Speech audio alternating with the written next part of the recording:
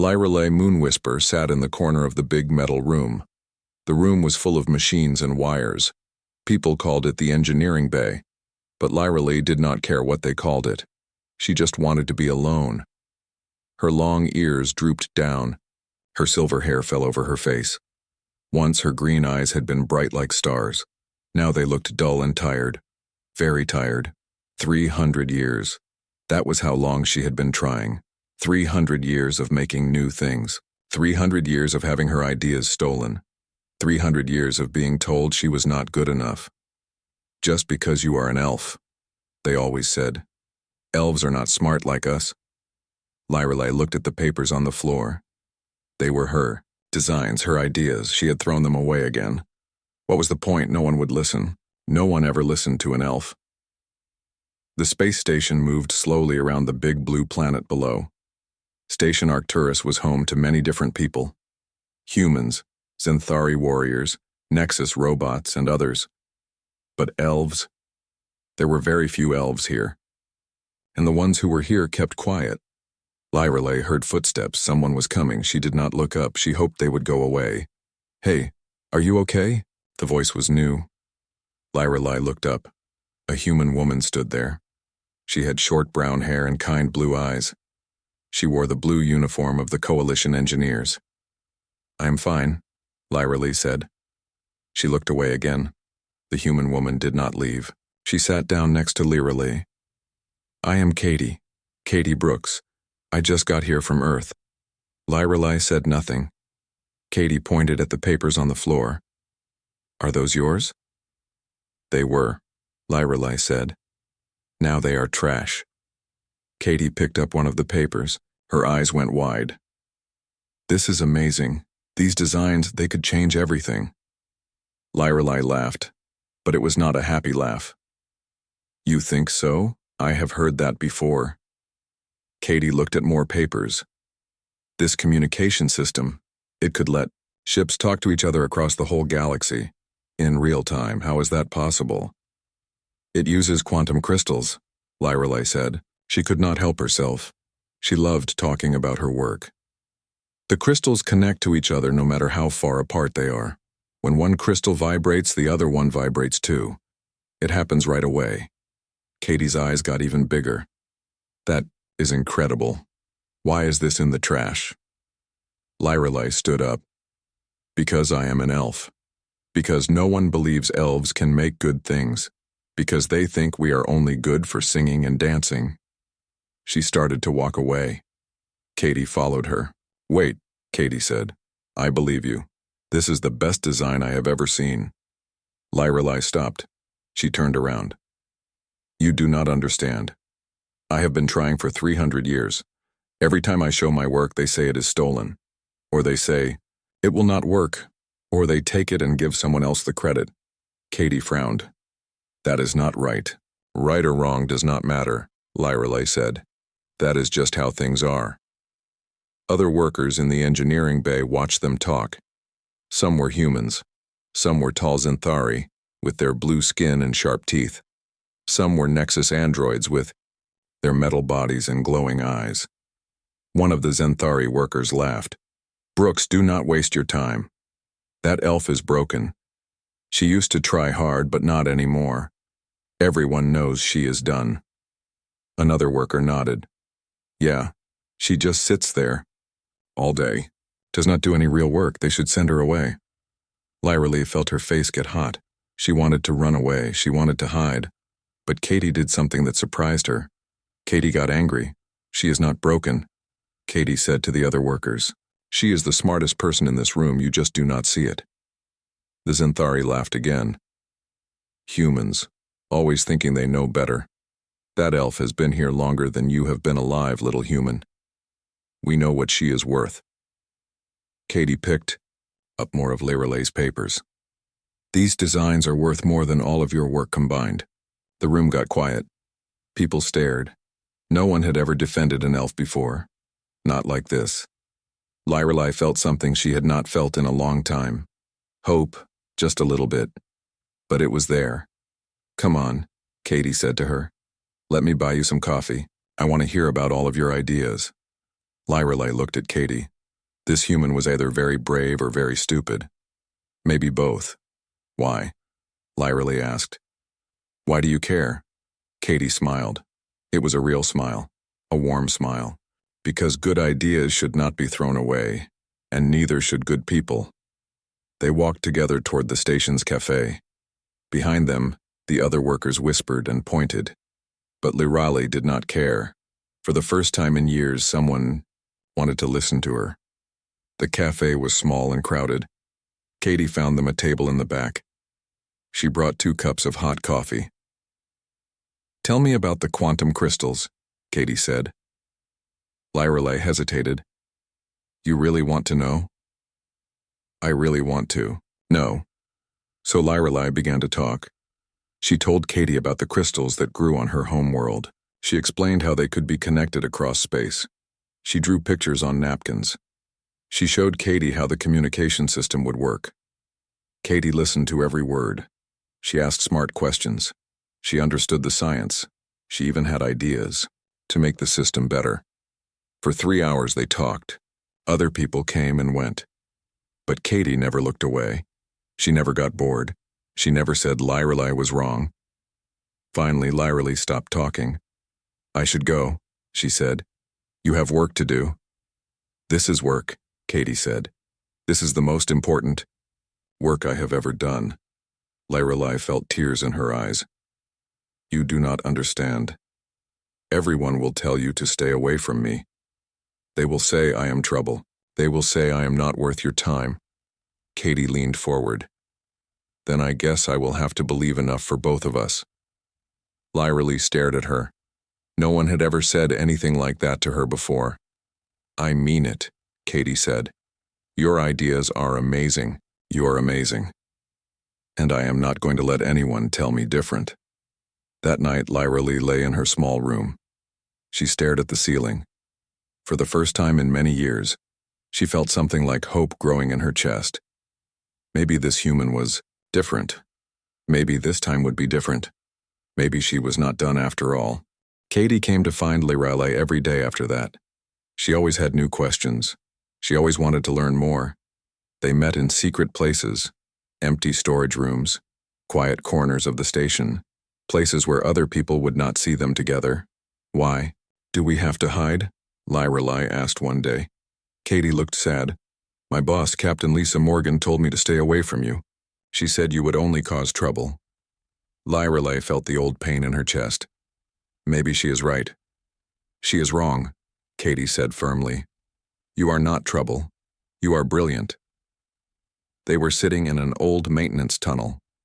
Katie had brought her tablet computer. On the screen were Lyrelei's crystal designs. I have been thinking, Katie said. Your communication system. It could do more than just let ships talk to each other. Lyrelei looked at the screen. What do you mean? What if we could use it to see invisible ships? Lyrelei frowned. Invisible ships? Katie's voice got excited. There have been attacks on the outer colonies. Ships just disappear. No distress calls. No warnings, nothing. I heard about that, Lyrelei said. They call it the Void Syndicate. Right. But what if the Void Syndicate has ships that can turn invisible? Your crystals could find them. Lyrelei thought about this. Her mind started working fast. The crystals vibrate. If we put them in a pattern around space, they could feel when something moves between them. Even invisible things. Katie smiled big. Exactly. It would be like a web that catches invisible ships. They worked together for hours. Lyrelei drew new designs. Katie checked the math. They made the system better and better. This is it, Lyrelei said finally. This could save thousands of lives. Katie nodded. We have to tell someone. But who could they tell? Most people thought Lyrelei was worthless. Most people would not listen. What about your Captain Morgan? Lyrelei asked. Katie shook her head. She already told me to stay away from you. She would never listen. Then we build it ourselves, Lyrelei said. Katie looked surprised. Can we do that? I know where to get the crystals. I know how to make the machines, but it will take time. and we will need help. What kind of help? Lyrelei thought. We need someone who can fly a ship, someone who knows computers, someone who can keep secrets. Katie smiled. I know just the people. The next day, Katie brought 2 friends to meet Lyrelei. The first was Rosa Martinez. She was a pilot with curly black hair and a quick smile. So you are the famous elf, Rosa said. Katie talks about you all the time. The second was Ben Parker. He was young and thin with messy red hair. He worked with computers. Your designs are amazing, Ben said. I have never seen anything like them. Lyrelei felt nervous. More people meant more chances for things to go wrong, but Katie trusted them, and Lyrelei was starting to trust Katie. They all met in the old maintenance tunnel. Lyrelei explained her plan. Rosa and Ben listened carefully. It could work, Rosa said finally, but we would need a ship to test it. I can get us a ship, Ben said. My cousin works in the flight bay. He owes me a favor. What about the crystals? Katie asked. Lyrelei smiled for the first time in months. Leave that to me. That night, Lyrelei went to the station's storage levels. Deep in the basement, there were boxes of old equipment that came from her home world long ago. She found what she was looking for. A small box filled with quantum crystals. They glowed softly in the dark, like tiny stars. She took the crystals back to her room. She worked all night, shaping them with special tools. Each crystal had to be perfect. Each one had to sing the right note. The next few days passed quickly. The 4 friends worked together in secret. Lyrelei made the crystal devices. Katie helped with the engineering. Ben programmed the computers. Rosa planned their test flight, but they were not as secret as they thought. Admiral Marcus Vale was watching them. He was old and mean, with gray hair and cold eyes. He did not like elves. He did not like their ideas, and he especially did not like humans working with elves. Admiral Vale had been stealing elf technology for years. He sold it to his friends. He made himself rich.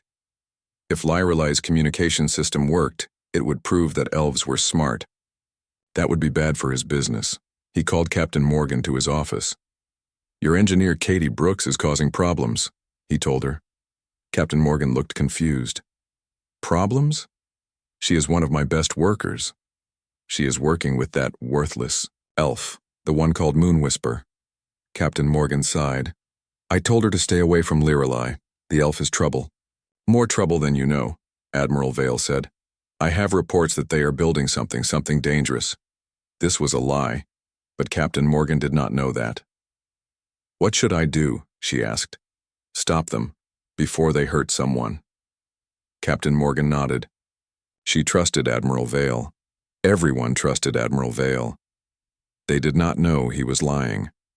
Meanwhile, Lyrelei and her friends were almost ready for their test. They had built a small version of the communication system. Tonight, they would try it. On Rosa's ship. Are you nervous? Katie asked Lyrelei. Lyrelei nodded. What if it does not work? What if I was wrong? Then we try again, Katie said. That is what humans do. We keep trying until we get it right. Even if it takes 300 years? Katie laughed. Especially if it takes 300 years. They met at the flight bay at midnight. Rosa's ship was small but fast. It was called the Star Dancer. They loaded their equipment onto the ship. The crystal devices were heavy. Ben's computers were complicated, but everything fit. Ready? Rosa asked. Ready, Katie said. Lyrelei took a deep breath. Ready. The Star Dancer lifted off quietly. They flew away from the station into the dark space around the planet. Okay, Lyrelei said. Turn on the crystals. Ben pressed buttons on his computer. The crystals began to glow. They hummed softly, like they were singing. I am getting readings, Ben said. The crystals are talking to each other. Perfect, Lyrelei said. Now we wait. They waited for an hour. Nothing happened. Lyrelei started to worry. Then Ben's computer started beeping. Contact, he said. Something is out there. Something big. On the screen, they could see a shape. It was a ship, but it was trying to be invisible. My God, Rosa whispered. It is a Void Syndicate ship. The invisible ship was huge, much bigger than theirs, and it was moving toward the station. We have to warn them, Katie said. But before they could send a message, more ships appeared on their screen. Lots of ships, all invisible, all heading for Station Arcturus. This is an attack, Rosa said. They are going to attack the station. Lyrelei felt scared, but she also felt something else. She felt proud. Her system worked. Her ideas were saving lives. Send a message to the station, she told Ben. Tell them about the invisible ships. Ben tried to send the message, but nothing happened. I cannot get through, he said. They are jamming our signals. Then we have to go back, Katie said. We have to warn them in person. Rosa turned the ship around. They raced back toward the station. Behind them, the invisible fleet followed. Lyrelei watched the screen. Her crystals showed her everything. The enemy ships, their weapons, their plans. For the first time in 300 years, she knew her work mattered. Really mattered. But would they get back in time to save everyone? The Star Dancer raced back to Station Arcturus. Rosa pushed the engines as hard as she could, but the invisible enemy ships were getting closer. How much time do we have? Katie asked. Ben looked at his computer screen. Maybe 20 minutes before. They reached the station. Lyrelei watched the crystal readings. The enemy fleet was huge, 50 ships, maybe more. And they all had big weapons. Station Arcturus, this is the Star Dancer, Rosa said into her radio. We have an emergency. Respond, please. Static came back. No voices. They are still jamming us, Ben said. Rosa flew the ship faster. The station got bigger in front of them. It looked peaceful. People inside had no idea what was coming. Finally, they got close enough. Rosa's radio crackled to life. Star Dancer, this is station control. You're not supposed to be out there. Return to the flight bay now. This is emergency, Rosa shouted. Enemy ships are coming. They are invisible. They will attack in 15 minutes. What are you talking about? The voice said. There are no ships on our sensors. That is because they are invisible. Katie grabbed the radio. This is Engineer Katie Brooks. We have proof. There was a long pause. Then a different voice came. On the radio, it was Captain Morgan. Katie, what are you doing out there? I told you to stay away from that elf. Katie looked at Lyrelei. Lyrelei's face was pale. She knew this would happen.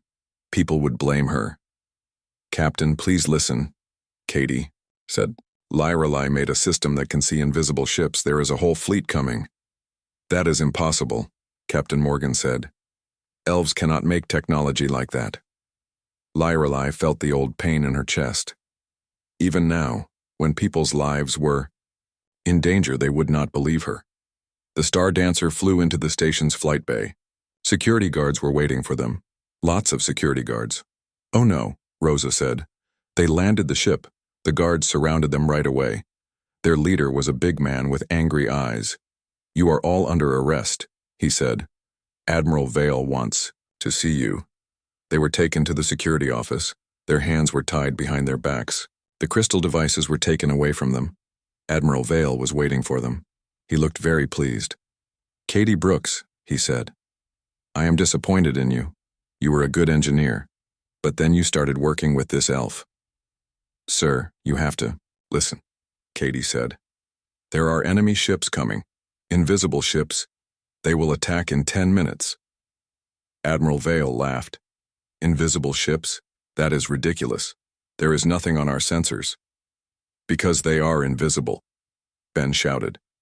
Quiet, Admiral Vale said. You have all been listening to this elf too long. She has filled your heads with crazy ideas. He walked over to Lyrelei. She was sitting in a chair looking at the floor. 300 years, he said. 300 years of worthless ideas. Did you really think anyone would believe you now? Lyrelei said nothing. Admiral Vale picked up one of the crystal devices. And this junk, you call this technology? It is just pretty rocks. He threw the device on the ground. It broke into pieces. The crystal went dark. Lyrelei felt like something broke inside her too. "Take them to the holding cells," Admiral Vale said. "All of them." The guards grabbed them. They were pushed down long hallways toward the prison area. Katie tried to fight. "You are making a mistake. People are going to die." "The only mistake was trusting an elf," one of the guards said. They were put in separate cells, small metal rooms with thick doors. Lyrelei sat on the hard bed and stared at the wall. She had been so stupid. She had let herself hope again. She had believed that Katie was different, but in the end it was the same as always. No one believed elves. No one ever believed elves. In the cell next to her, she could hear Katie shouting, "Let us out! Check your long-range sensors! Please!" But no one was listening. 5 minutes passed. Then 10. Lyrelei knew the attack was starting. She knew people were dying. And it was her fault. If she had never tried to help, Katie and her friends would be safe. Suddenly the station shook. The lights flickered. "What was that?" a guard yelled. The station shook again. Harder this time. Alarms started going off. "We are under attack," someone screamed over the intercom. "Unknown ships. They came out of nowhere." In her cell, Lyrelei closed her eyes. She had been right. But being right did not make her feel better. The attacks got worse. The station shook like a toy in a giant's hand. The lights went out. Emergency power came on, making everything red. "Open the cells," Katie shouted. "We can help. We know how to find the enemy ships." But the guards were too scared to think clearly. They ran away, leaving the prisoners locked up. The shaking stopped for a moment. Then Katie heard footsteps in the hallway. Someone was coming. The door to Katie's cell opened. It was Dr. Amy Chen, the medical officer. She looked scared but determined. "Katie, are you okay?" "Amy, how did you get here?" "I stole the keys from the guard station," Amy said. The guards all ran to the fighter bays. Amy quickly opened all the cells. Katie, Rosa, Ben, and Lyrelei came out. "The station is in chaos," Amy said. "Half our ships have been destroyed. We cannot even see what is attacking us." Katie looked at Lyrelei. The elf was just standing there, looking defeated. "Lyrelei, we need your help," Katie said. Lyrelei shook her head. "It is too late. They broke my devices, and no one will listen to me anyway." "I will listen," Amy said. "Tell me what we need to do." Lyrelei looked up. "You believe me?"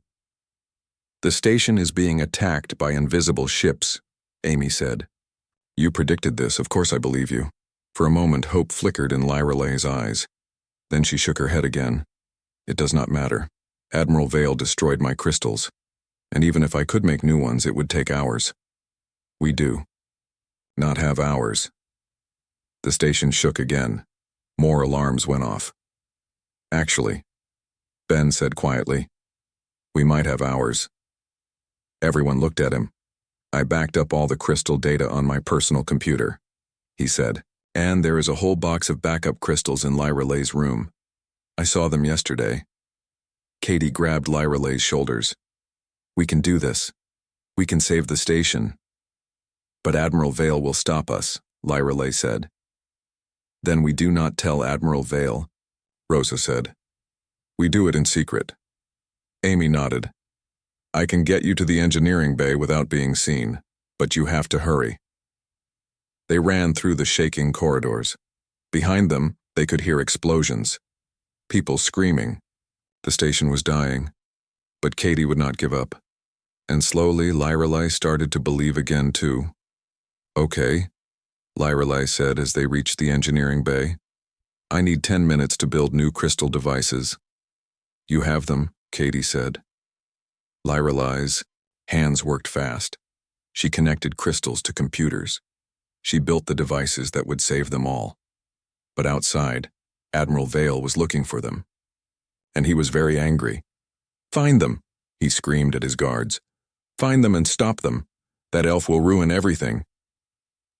Time was running out. For the station, for everyone on it, and for Lyrelei's last chance to prove that elves could save the galaxy. Lyralay's hands moved fast. She connected crystals to wires. She attached computers to machines. Around her, the station shook as invisible ships attacked. "How much longer?" Katie asked. "Almost done," Lyralay said. Sweat dripped from her face. "Just need to connect the main power cable." Ben worked at his computer. "I have the backup data ready. As soon as you finish, we can turn it on." Rosa watched the door. "We need to hurry. I can hear guards coming." Amy was using the radio. She was trying to contact the bridge. "Captain Morgan, please respond. We have a solution." Static came from the radio, then Captain Morgan's voice, full of fear and confusion. "Amy, where are you? We have lost contact with half the station. Ships are exploding all around us, but we cannot see what is shooting at them." "Captain, I am with Katie and her team. They can help. Katie is in prison. Admiral Vale arrested." "Her. Admiral Vale was wrong, Captain. The elf was right. There really are invisible ships." There was a long pause. More explosions in the background.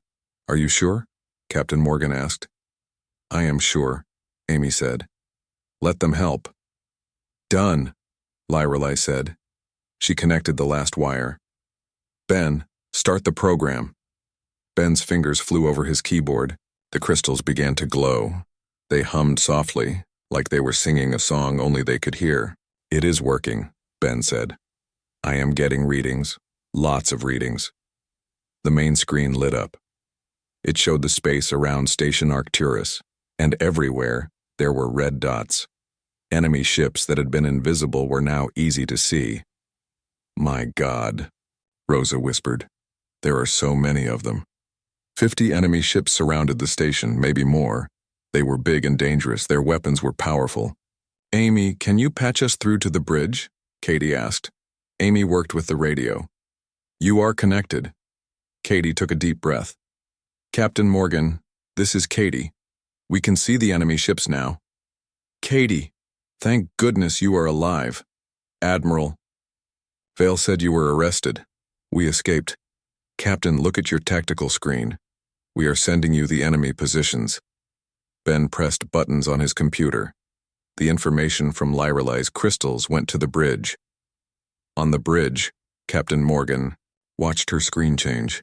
Suddenly she could see everything, all the enemy ships, all their weapons, all their weak spots. "This is incredible," she said. "How is this possible?" "Elf technology," Katie said proudly. "Lyralay Moon Whisper made it." Captain Morgan was quiet for a moment. Then she said, "Tell Lyralay thank you. Her technology just saved all our lives." Lyralay felt tears in her eyes. After 300 years, someone finally believed her. "All fighters, this is the bridge," Captain Morgan said over the station radio. "We have enemy positions. Repeat, we have enemy positions. Attack coordinates are being sent to you now." The station's fighter ships launched into battle. Now they could see their enemies, now they could fight back. But the battle was far from over. The enemy ships were bigger and stronger. They had more weapons. "We need more help," Rosa said, watching the fight on the screen. "I can call other stations," Amy said. "Tell them about the invisible ships." "It will take too long," Ben said. "The nearest help is hours away." Lyralay stared at the screen. Her mind was working fast. "What if we do not wait for help to come to us?" "What do you mean?" Katie asked. "What if we take the fight to them?"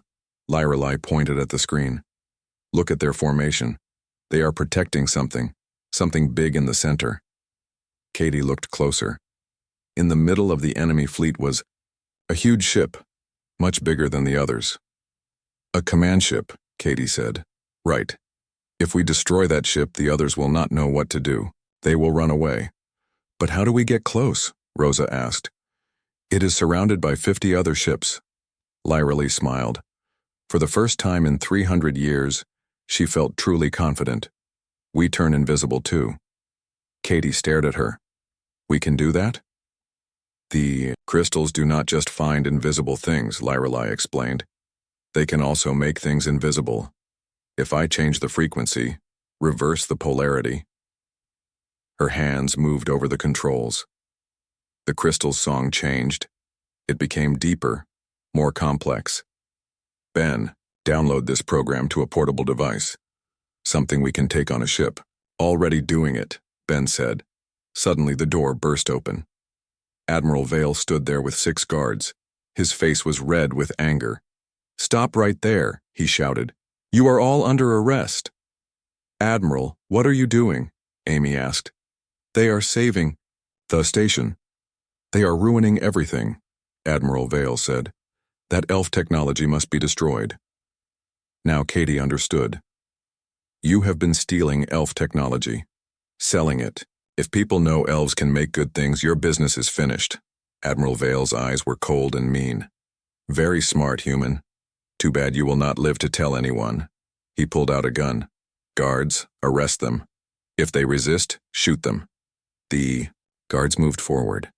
But before they could reach the group, Rosa jumped in front of them. "You want them? You go through me first." "And me," Amy said, standing next to Rosa. "And me," Ben said, joining them. Admiral Vale laughed. 5 people against 6 guards? You cannot win." "Maybe not," Katie said. "But we do not have to win. We just have to buy time." She looked at Lyreley. "How long do you need to finish the invisibility program?" 2 minutes, Lyreley said. "You have them." The fight started. It was not much of a fight. The guards were bigger and stronger. But Katie and her friends were fighting for something important. They were fighting to save everyone on the station. Rosa used her pilot training to dodge and strike. Amy threw medical equipment at the guards. Ben used his computer like a shield. But they were losing. The guards were pushing them back. Just when things looked hopeless, Captain Morgan's voice came over the radio. "Admiral Vale, stand down. That is a direct order." Admiral Vale ignored her. He pointed his gun at Lyreley. "I should have gotten rid of you years ago, Elf." "Done!" Lyreley shouted. "Ben, the program is ready!" Ben grabbed the portable device. The invisibility program was loaded and ready. "Rosa, we need a ship," Katie said. "The Star Dancer is still in the flight bay," Rosa said. "If we can get there." "Admiral." Vale pulled the trigger, but Amy tackled him just in time. The shot went wide. In the confusion, the 5 friends ran. They raced through the corridors toward the flight bay. Behind them, Admiral Vale and his guards followed. "There," Rosa pointed at her ship. They climbed aboard the Star Dancer. Rosa started the engines. The ship lifted off just as the guards reached the flight bay. "Where are we going?" Ben asked. Katie looked at Lyreley. To end this war, Lyreley activated the invisibility program. The Star Dancer disappeared from all sensors. Now they were invisible too. "Head for the command ship," Lyreley said. Rosa flew toward the center of the enemy fleet. Around them, the battle continued, but no one could see them coming. They were small and invisible. The enemy command ship was huge and powerful. But sometimes, Katie thought small things can make a big difference. It was time to find out if she was right. The Star Dancer flew invisible through the enemy fleet. All around them, huge warships fired their weapons at Station Arcturus, but none of them could see the small ship moving between them. "There it is," Rosa said, pointing ahead. The command ship. It was massive, 10 times bigger than any other ship in the fleet. Its weapons could destroy a whole planet. Its armor was thick as a mountain. "How do we destroy something that big?" Ben asked. Lyreley studied the enemy ship on her screen. "We do not destroy it, we capture it." Katie looked at her. "Capture it? Just the 5 of us?" "Not us," Lyreley said with a smile. "The crystals." She pointed to her device. "The same frequency that makes us invisible can also control other invisible things. Like their stealth systems." "You mean we can turn off their invisibility?" Amy asked. "Better than that. We can turn it inside out. Make all their systems go crazy." Rosa flew the Star Dancer closer to the command ship. It was so big it blocked out the stars there, Lyreley said. "That is their main antenna. If I can connect my crystals to it, I can take control of their whole fleet." "How do we get inside?" Ben asked. "We do not," Katie said. "We go outside." Everyone stared at her. "A spacewalk," Katie explained. "Rosa flies us right next to their antenna. I go outside and attach Lyreley's device to it. That is too dangerous, Amy said. If they see you, they will not see me. I will be invisible too. Lyrelei worked quickly on her device. She made it smaller, more portable. She attached it to a magnetic clamp. This will connect to any metal surface, she said. Once it is attached, I can control their systems from here. Rosa moved the Star Dancer closer to the command ship. They could see the antenna now. It was huge, covered in complex technology. Katie put on a spacesuit. She clipped Lyrelei's device to her belt. Be careful, Amy said. Always am, Katie said with a grin. She stepped out of the airlock into space. The enemy command ship was right, in front of her. She could see lights inside, alien soldiers moving around. None of them knew she was there. Katie used her suit's thrusters to fly toward the antenna. It was only 50 meters away, but it felt like flying toward a sleeping dragon. She reached the antenna and found a good spot to attach the device. The magnetic clamp clicked into place. Device connected, she said into her radio. Perfect, Lyrelei said. Come back. I am starting the program. Katie flew back to the Star Dancer. As soon as she was inside, Lyrelei began typing on her computer. Connecting to their systems, she said. Almost there. Got it. On the main screen, they could see inside the enemy command ship. Alien soldiers were running around in panic. Their computers were flashing red warnings. Their stealth systems are failing, Ben said. All across the fleet. One by one, the enemy ships became visible. The invisible fleet was invisible no more. All ships, this is Station Arcturus. Captain Morgan's voice came over the radio. Enemy fleet is now visible. All fighters, attack. The station's fighters swarmed toward the enemy ships. Now that they could see their targets, the battle turned around quickly. But Lyrelei was not done. Her fingers danced over the controls. I am in their command systems, she said. I can access their communications, their weapons, everything. What are you going to do? Katie asked. Lyrelei's eyes were bright with determination. I'm going to show them what elves can really do. She sent a message to every ship in the enemy fleet. It appeared on all their screens at the same time. The message was simple. This is Lyrelei Moonwhisper of the Galactic Coalition. Your fleet has been defeated by elf technology. Surrender now or face the consequences. The alien commanders could not believe it. Defeated by an elf? Impossible. But their weapons would not fire. Their shields would not work. Their engines were shutting down one by one. On the command ship, the alien admiral tried to fight back. But every time he gave an order, Lyrelei's system stopped it. How is this possible?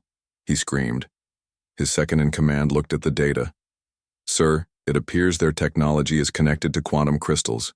We have never seen anything like it. Crystals? Rocks? We are being defeated by rocks? Not just rocks, sir. Elf rocks. The alien admiral felt his pride crumble. His mighty fleet, defeated by an elf and her pretty stones. Back on the Star Dancer, Lyrelei was enjoying herself for the first time in centuries. Their weapon systems are offline, she reported. Their engines are dead, they cannot fight and they cannot run. Surrender message coming in, Ben said. The whole fleet is giving up. Katie hugged Lyrelei. You did it. You saved everyone. We did it, Lyrelei corrected, all of us together. They flew back to Station Arcturus. The flight bay was full of people cheering. Word had spread quickly about what happened. The elf who everyone thought was worthless had just saved the whole station. As they walked off the ship, Captain Morgan was waiting for them. Lyrelei Moonwhisper, she said formally. On behalf of the Galactic Coalition, I apologize. We were wrong about you, very wrong. Lyrelei felt tears in her eyes again. Thank you, Captain. There is someone else who wants to apologize, Captain Morgan said. Admiral Vale was there too, but now he was wearing handcuffs. Security guards stood next to him. The Admiral has been arrested, Captain Morgan explained. We found evidence that he was working with the Void Syndicate. He was stealing elf technology and selling it to enemies. Admiral Vale looked old and defeated. I underestimated you, Elf. That was my mistake. Yes, Lyrelei said quietly. It was. Over the next few days, everything changed. News of the battle spread across the galaxy. Everyone wanted to know about the elf who defeated an invisible fleet. Scientists came to study Lyrelei's crystals. Engineers came to learn her methods. Politicians came to apologize for 300 years of discrimination. But the most important visitor was the president of the Galactic Coalition herself. Lyrelei Moonwhisper, the president said. I am here to offer you any job you want, any resources you need. Name it and it is yours. Lyrelei thought for a moment. Then she looked at Katie. I want to start a new program, she said. The Human Elf Technology Initiative, a place where humans and elves can work together, where good ideas are valued no matter who thinks of them. Done, the president said. What do you need? A laboratory, funding, and my partner. She pointed at Katie. Katie Brooks. She is the best engineer I have ever worked with. Katie smiled. I would be honored. 6 months later, the Human Elf Technology Initiative was the most advanced research center in the galaxy. Lyrelei and Katie worked side by side every day. They made new discoveries. They solved old problems. They proved that different species could do amazing things together. Other species wanted to join too. Soon it was not just humans and elves. It was everyone, working together, learning from each other. Lyrelei stood in her new laboratory watching her team work. Humans, elves, Zenthari, even some reformed Nexus androids, all working toward the same goal. Katie came to stand beside her. Any regrets? Katie asked. Lyrelei thought about her 300 years of pain and rejection, about all the times people had said she was worthless, about all the times she had believed them. No regrets, she said finally.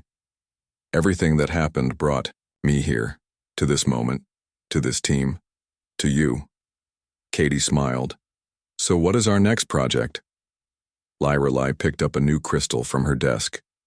This one was different. It glowed with colors that had no names. Time travel, she said casually. Katie's eyes went wide. Time travel. Is that even possible? 3 months ago, people said invisible fleets were impossible.